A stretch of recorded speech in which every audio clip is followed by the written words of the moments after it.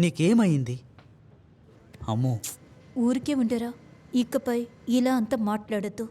నాకు ఇరిటేటింగ్గా ఉంది. ఇంకా మీరు చెప్పినట్టుగా మనిద్దరం కలిసి తీసుకోవాల్సిన నిర్ణయమే ఇది. దాని గురించి మాట్లాడడానికి వచ్చాను. ఇప్పుడు మీరు అయ్యానా? ఇంతకుముందు నువ్వు నన్ను ఎప్పుడూ అలా పిలవలేదు. నేనేం తప్పు చేశానని? ఆ?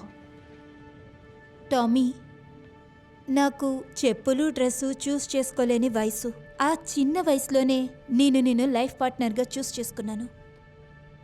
తర్వాత మనిద్దరం కలిసే పెరిగాం.